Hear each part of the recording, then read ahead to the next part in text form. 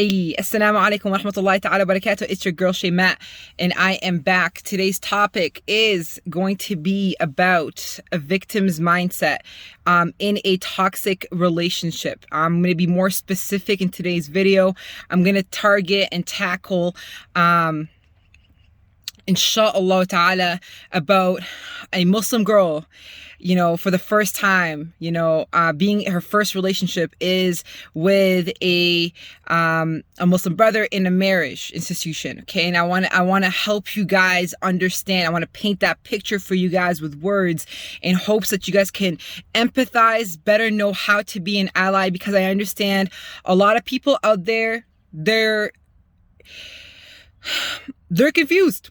Honestly, like, they are genuinely confused. It's hard for them to fathom that this could be the case. It's our default to try to make excuses for people's wrongdoings, but it's like, you know what I'm saying? I want to paint the picture as easy as, like, it's like somebody shooting somebody and you're like, maybe he ate some olives and he had olive fingers and he didn't mean to touch the trigger and it slipped and then it shot the person.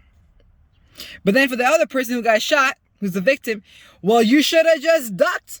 You should have moved out of the bullet's way. How did you not see it coming? Did you not see the gun? What do you think it was gonna do? Just sit there and collect dust like the Quran on your shelf? No. Obviously, you know what I'm saying? Like, that's, and I'm exaggerating it with this type of metaphor because I'm like, that's how y'all sound to those sisters. I don't think you guys understand how serious it is. And I'm really hoping that this could be educational and this could really drive the point across. And I really want to paint that picture for you guys. And I want you guys to understand the thought processes that could go through a girl's mind who is victimized or is in that situation. So half the time she doesn't even understand what the heck is happening to her, right? Like, if you go to any job, they always train you about worst case scenario, okay? You go to a school, not hoping there's gonna be a fire, but you definitely train up on how to do a fire drill. In the case, right, if somebody comes up and shoots up a school, you do a drill for that too. There is a tornado drill. There's all kinds of drills, not in hopes that it would happen, but in the hopes that it would actually be a preventative tool, preventative measure should the case be that, okay? And I think it's really important, number one, to train our girls, to train our women about divorce strategy. I think it needs to be something that is planned just as much, if not more, than the marriage itself. I think it's critical to know that there is an exit and that there is no shame in that there is an exit. And I want to use and share with you guys some of the verses in the hadiths in the Quran that are basically being misused and abused to further create harm. Islam is meant to empower, not disempower. Islam came to relieve the oppressed from the oppression, okay? Never was it the case that Islam ever came down to actually create more oppression to the person who's oppressed. And that's why it's really important for Islamic teachers out there, for our imams or shuyukhs or mashayikhs and all that, to actually make it a point to give context to these hadiths and those ayats instead of generalizing them. Because when you don't know what you're going into, it can be very dangerous real quick, okay? So I'm going to give you guys an example. Okay, I want you guys to really take a picture of this, okay? You have a girl, her whole life. She tried to please her parents, okay? She tried to do everything right. Did her degree. Did her this, that. Tried to obey, not raise her this, that. Goes to the gym, keeps her body, healthy and all these things. Whatever the case is. Studied up her deen, like genuinely caring, loving, sweet. All these types of things. All the things that guys ask for. Okay? You got it in that girl. Wrapped up in a hijab. And of course, the guy who wants this girl, they want the perfect girl. Untouched.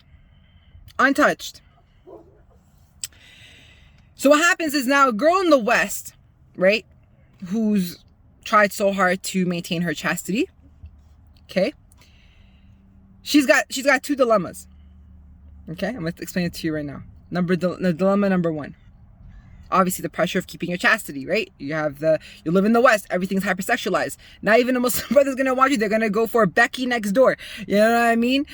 Becky with the good hair or whatever the case is. They're gonna go for everybody but you. You're trying your best to be the best investment in your deen and earthing, and you're the last option that you'll ever be looked at. So it becomes very hard to maintain your chastity. It becomes very hard to maintain your hijab. It becomes very hard to maintain your Islam, even though you believe in it and you love it. But there's also this need, right? The sense of belonging, right? This need to feel love and have that, that is basically compromised for you, because the men in our Muslim community, well, we have a crisis, guys. We have a marriage crisis for real. So that's one part of it. Okay. Now the other side of the equation is that, as a Muslim girl in the West, that a lot of these guys that you end up with, they're not going to be untouched. They're going to be very touched up, all up in there. Okay. All up in there. And so there is this fear that comes, right?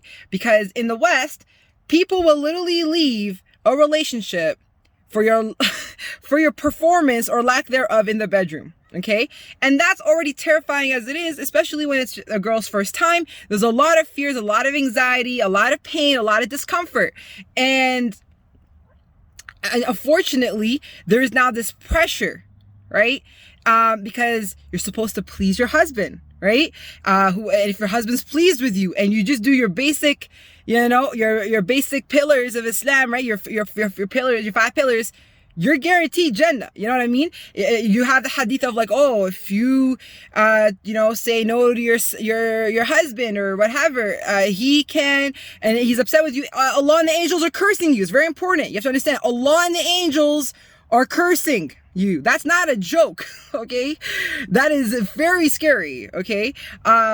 Especially to a girl who is God conscious and is very fearful of the wrath of God. Okay. And this is not to throw shade on anybody who doesn't have the wrath of God, but I need you to understand how debilitating that fear is for that girl. Okay, because it's just very important. If you don't fear God, then you're not really going to understand or care. But somebody who really does fear God, it's going to be a problem. Okay, it's going to be a problem. They don't want God's wrath on them. They want God's love.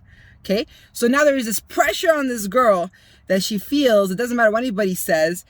It's about the actions. Is that she has now this pressure of performance. Okay, she has this pressure that she has to be good, great, whatever the case is. Okay. There's this unrealistic expectation. So now imagine this girl. She's noticing. I'm going to show you guys what gaslighting looks like, okay?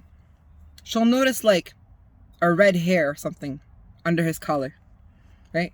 Or a blonde hair another day on his shoulder. Or he smells fresh when you just came back from work. Why do you smell like you just came out of a shower? Like, you know what I'm saying? And these are just observations. So she just makes an observation. Oh, like, where'd that hair come from? They're not thinking anything of it. She's not thinking, oh, the guy's, stepping out of the marriage or anything like that with his actions. She's just thinking like, well, that's kind of weird. Why is that there? Right? That's not her first thought. Her first thought is an accusation. Her first thought is, oh, this is an interesting observation. Like, what the heck could that possibly be? And so she makes the mistake of asking. And so one of a few scenarios can come into play. And I'm just going to go through my Rolodex of information that I've seen with people's stories or whatever. One would say, the person would be like, what are you trying to say? What are you trying to say about me? How dare you? Do you know the punishment of Allah on the person who accuses somebody of zina? Do you not remember what happened to our mother, the believer, Aisha, when she was accused? You know what I'm saying? You understand this is what it looks like. The person's like, dang, I just was making an observation. Another person could say, I take the train. Everybody's just all bunched up in here. What do you think? Like, or are you insecure? You love me? You can, you thought somebody would have, come here, babe. That's what gaslighting looks like, guys. Okay, so those who want to judge a person is like, how did you not know your man was cheating on you? How did you know?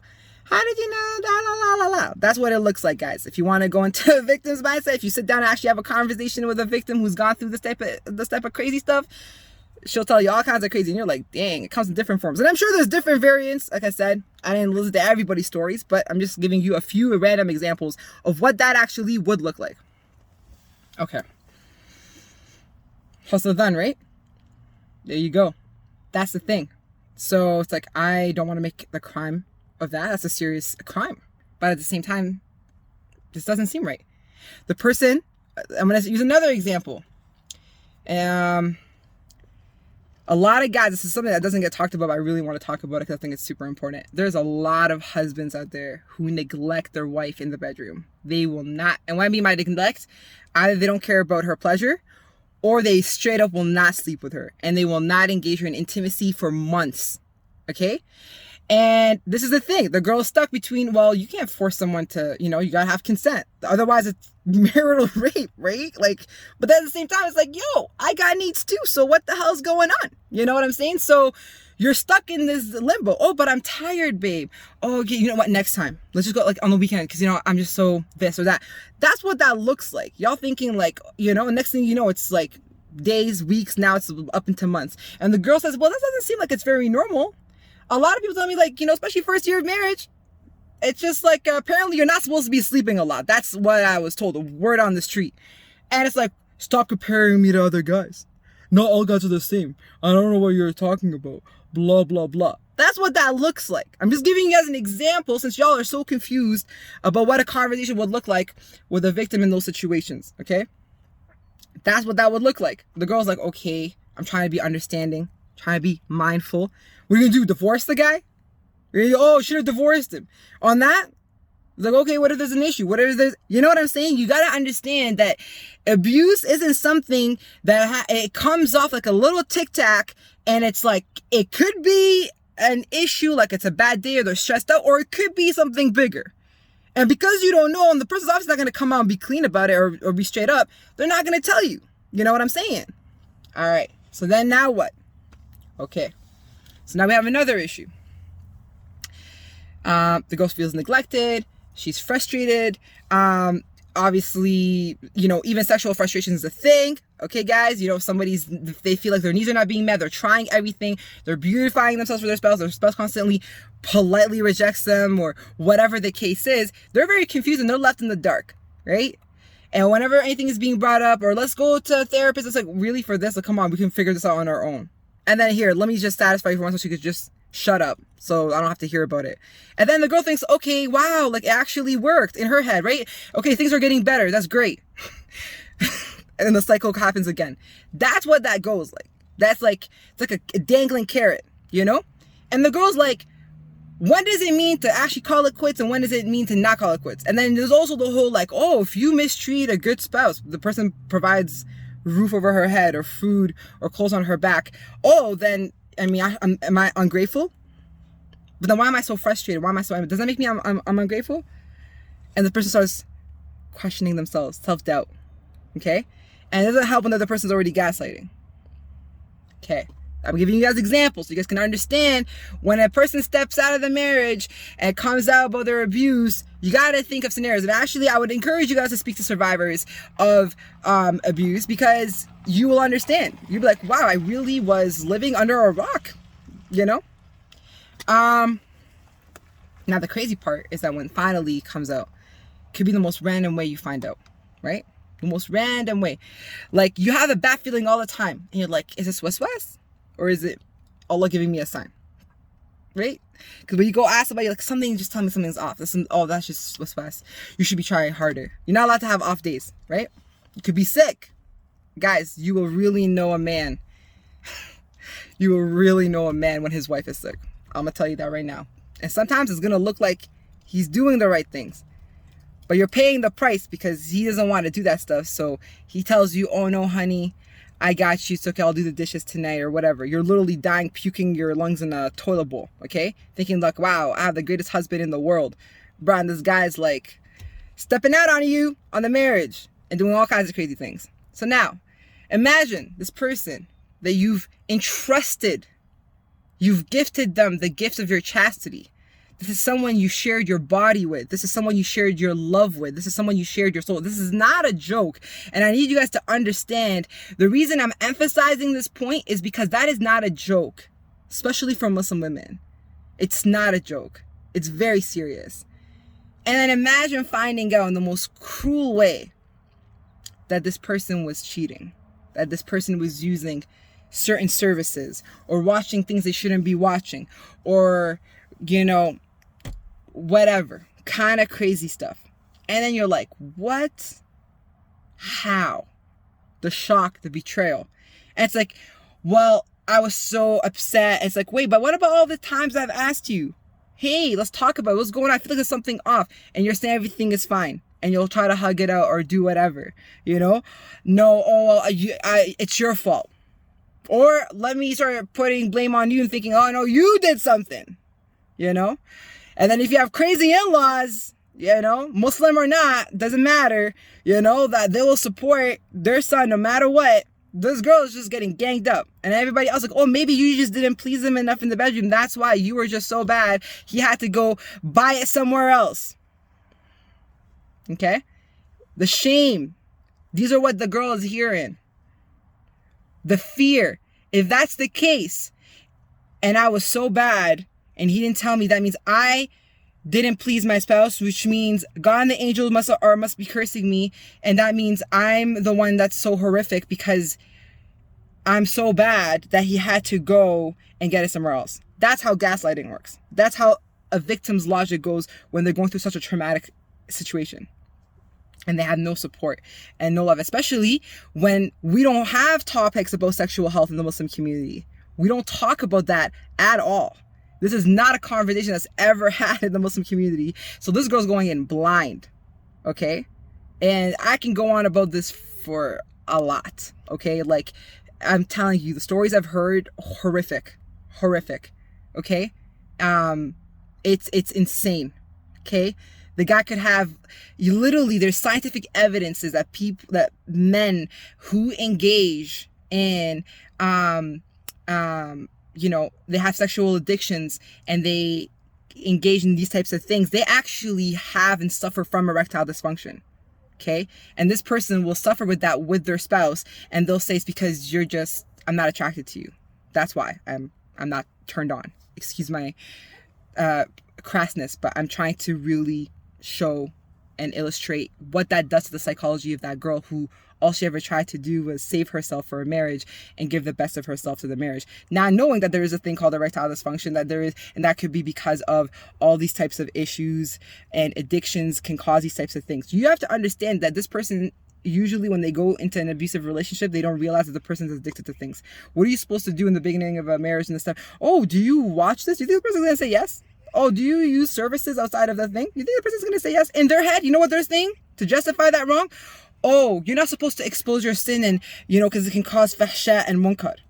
So I just made tawbah and I'm going to get married and it's going to solve my problem. I'm never going to do it again. And they might be actually sincere. They might actually sincerely not want to do it ever again. And then they fall themselves prey because they're a victim of addiction. They are seriously addicted. It's very, very bad. There's a lot of shame and a lot of guilt around that. And these are very difficult emotions to tackle. So they'll do projections and they'll do whatever it takes to protect themselves. And that's the betrayal for the girls, that you compromise my physical health, my mental health. Do you know what that would look like for a Muslim girl to go to a hospital or to go to a clinic to get tested for STD and STI? Have a male guy in the ER doctor do a pap test on her to test her for cervical cancer. For this, do you know the humiliation that this person has to endure? This Muslim woman, hijab, before abaya hijab, niqab, whatever, with her child or no child or whatever the case is, and has to disclose that, and already knowing that non-Muslims have an idea of what Muslims are or aren't, and you know what I mean? Oh, there's another Muslim girl who's abused and, you know, oppressed by her spouse. You know what I'm saying? And just the shame of that, because you're like, that's not what Islam is, but I understand what it looks like. You know what I'm saying? Like all the thoughts and fears and shame and guilt that's going on in that girl's head. You know what I'm saying? I'm saying this so y'all can really get the picture. Really get it through your heads to not judge that girl. You know what I mean? And also on top of it, you're not supposed to, you know, talk about what happens in the bedroom. But then you're suffering. The guy doesn't sleep with you. The guy doesn't talk to you. The guy rejects you. The guy says, but you're not supposed to talk about it. You know? Or he does something crazy in there and tries to play it off as something else. And you're like, what just happened? And you're not allowed to. It's haram. Allah and the angels will curse you. Allah and the angels will curse you. So do you see how a victim of abuse, a Muslim woman who's a victim of abuse, she is stuck between doing the right thing, which is speaking up and doing, like, you know what, she can't even make sense of this abuse thing. She doesn't even know what the hell is going on. And she wants to talk about, she doesn't know who to talk about to who, you know? And without being shamed or guilty that somehow it's your fault. You know what I'm saying? And it's like, but at the same time, there's like, if I do that, am I committing ghaiba?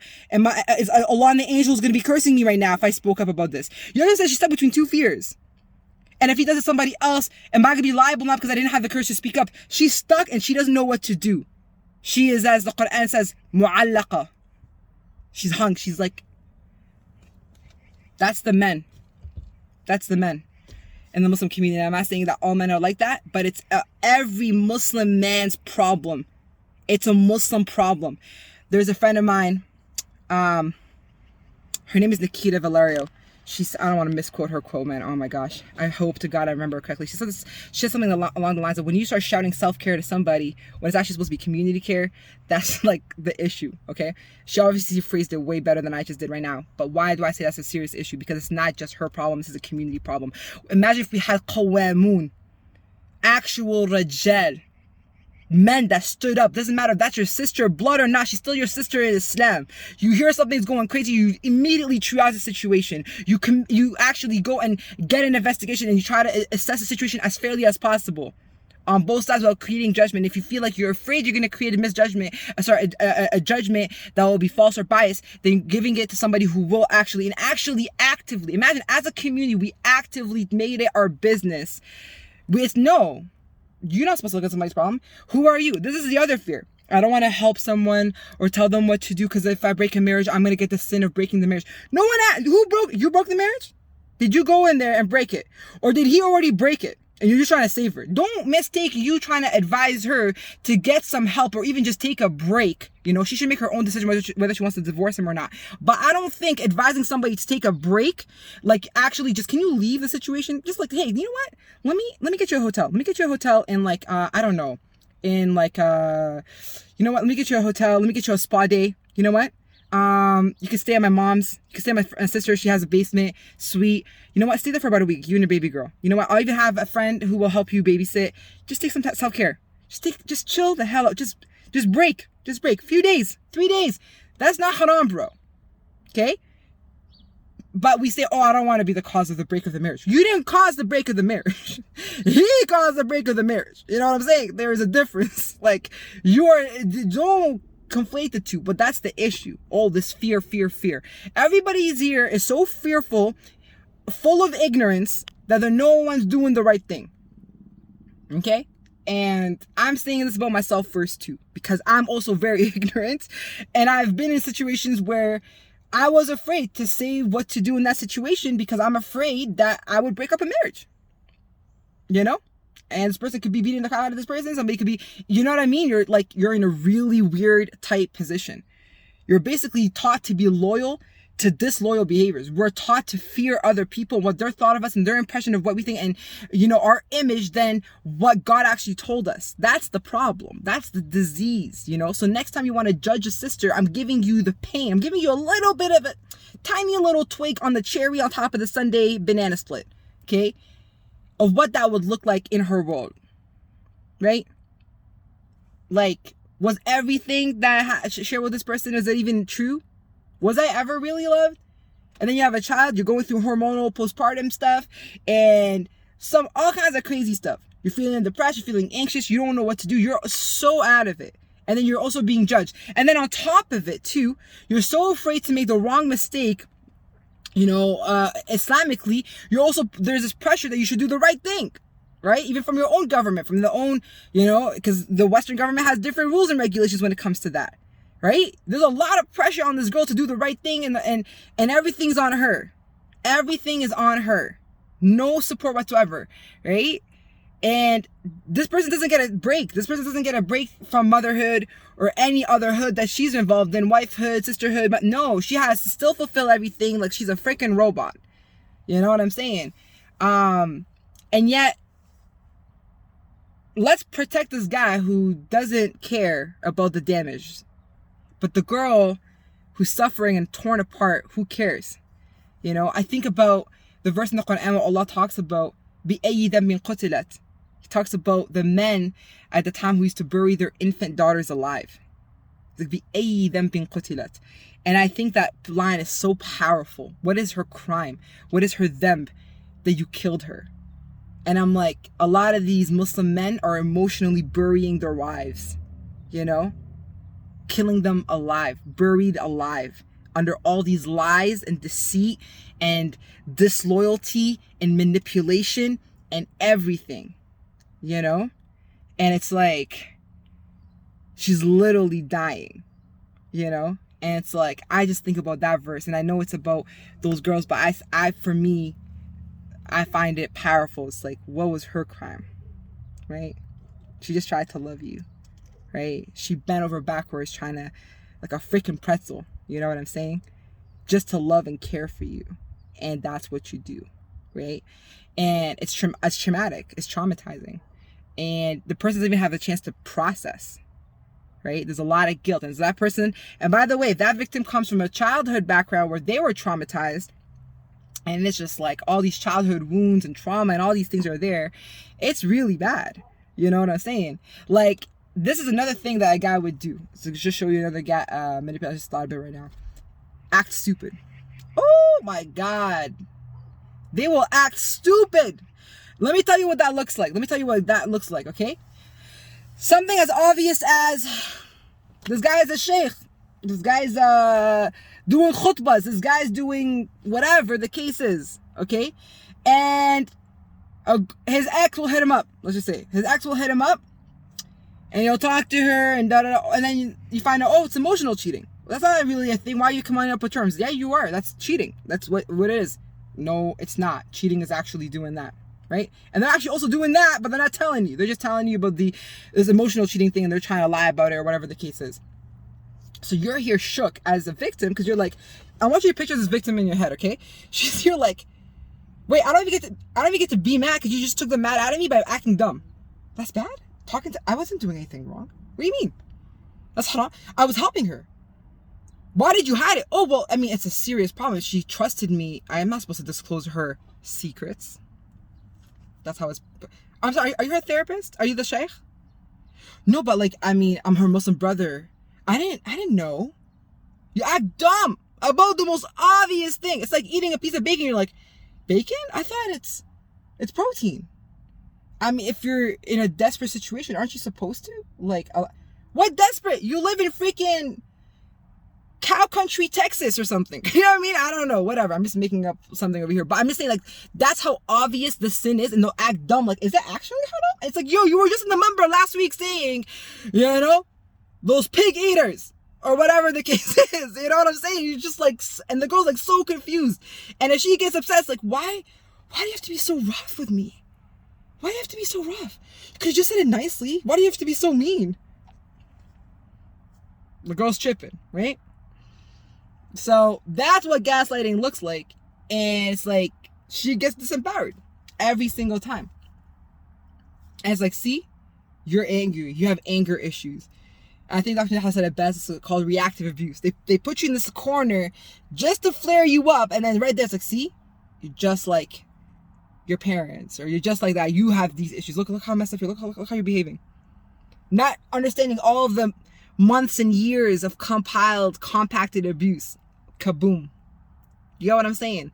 I'm giving you these examples. I'm trying to think up of examples as I'm talking to you guys, so you guys can understand before you cast judgment on a girl that's going through a situation where you're like, you can't understand. How is that possible?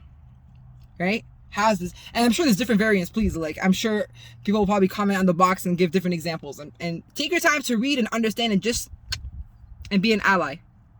Okay? So, another one that's really good. If they're a sheikh or whatever, they'll start doing khutbahs again. You're like, wait a second. You just got caught with this whole thing that you were trying to hide for how long? It's like, how are you doing khutbas? How's that even? That is so messed up. Like, how are you going to sit there in front of people talking about something when you yourself aren't that? And you know how they'll get the girl? You know how they'll gaslight the girl? Oh, I'm going to say this. I'm going to try to say this respectful. I don't want you getting upset because you're going to get mad with what I say. That's why I don't want to say anything. They'll just give you the silent treatment and they'll put it on you that this is why they're giving you this information. They're not going to say anything. The silent treatment is justified because you are going to get pissed off. Do you see how that happens? Oh, well, you see, you're like shaitan. Because shaitan, he will try to get you to feel so bad about your sin so you don't follow it up with a good deed or try to do anything good. And that, my friends, is a perfect example of what spiritual abuse looks like and what manipulation looks like. And you think it's something so obvious. It's not. It's not. You know what I'm saying? And so that's why take the time to understand, because you don't know what that sister is going through. It's crazy. And I'm sure what I did is just barely scratch the surface. I'm sure there's a lot more stories I can't think of right now, but I'm just giving you guys this so that you guys can understand this perspective, because I'm for real, this is crazy. Anyway, stay blessed.